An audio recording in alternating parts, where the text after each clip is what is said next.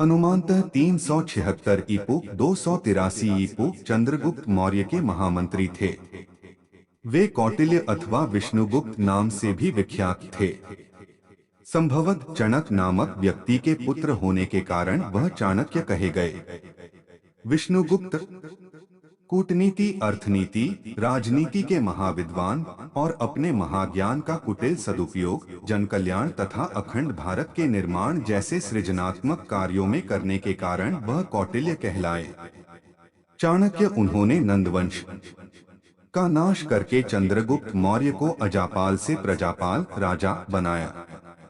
उनके द्वारा रचित अर्थशास्त्र नामक ग्रंथ राजनीति, अर्थनीति, कृषि, समाजनीति आदि का महान ग्रंथ है। अर्थशास्त्र मौर्यकालीन भारतीय समाज का दर्पण माना जाता है। चाणक्य की मृत्यु को लेकर दो कहानियां संदर्भ में आती है, लेकिन दोनों में से कौन सी सच है, इसका अभी कोई सार नहीं निकला है। विष्णु पुराण, भागवत आदि पुराणों तथा कथाश्रित सागर आदि संस्कृत ग्रंथों में तो चाणक्य का नाम आया ही है। बौद्ध ग्रंथों में भी इनकी कथा बराबर मिलती है। बुद्धघोष की बनाई हुई विनय पिटक की टीका तथा महानाम स्थविर चाणक्य नीति के अनुसार कितना भी बुरा समय क्यों न जाए, नकारात्मक विचारों को अपने मन में हावी न होने दें। हमेशा सकारात्मक सोच रखें और कठिन परिस्थितियों में भी आशावादी बने रहें। रचित महावंश की टीका में चाणक्य का वृत्तांत दिया हुआ है। चाणक्य तक्षशिला, एक नगर जो रावलपिंडी के पास था, के निवासी थे। इनके जीवन की घटनाओं का विशेष संबंध मौर्य चंद्रगुप्त की राज्य प्राप्ति से है। ये उस समय के एक प्रसिद्ध विद्वान थे, इसमें कोई संदेह नहीं। कहते हैं कि चाणक्य राजसी ठाट बाट से दूर एक छोटी सी कुटिया में रहते थे। चाणक्य के नाम पर डॉ चंद्र प्रकाश द्विवेदी द्वारा लिखित और निर्देशित 47 भागों वाला एक धारावाहिक भी बना था, जिसे मूल रूप से 8 सितंबर 1991 से 9 अगस्त 1992 तक डीडी नेशनल पर प्रसारित किया गया था। चंद्रगुप्त के साथ चाणक्य की मैत्री की कथा इस प्रकार है। पाटलिपुत्र के नंदवंश के राजा धनानंद के यहाँ आचार्य एक अनुरोध लेकर गए थे।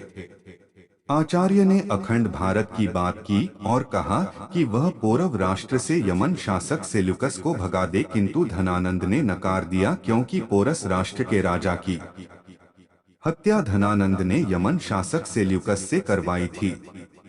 जब यह बात आचार्य को खुद धनानंद ने बोला, तब क्रोधित होकर आचार्य ने यह प्रतिज्ञा की कि जब तक मैं नंदों का नाश न कर लूंगा, तब तक अपनी शिखा नहीं बांधूंगा। उन्हीं दिनों राजकुमार चंद्रगुप्त राज्य से निकाले गए थे। चंद्रगुप्त ने चाणक्य से मिलकर म्लेच्छ राजा परवतक की सेना लेकर पाटलिपुत्र पर चढ़ाई की और नंदों को युद्ध में परास्त करके मार डाला।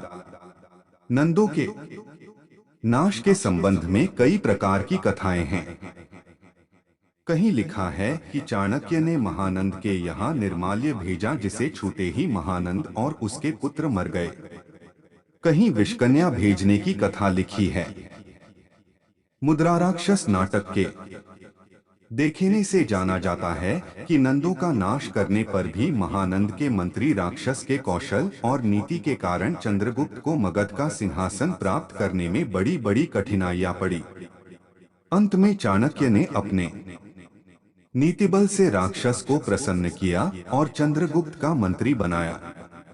बौद्ध ग्रंथों में भी इसी प्रकार की कथा है, केवल महानंद के स्थान पर धनानंद शब्द है।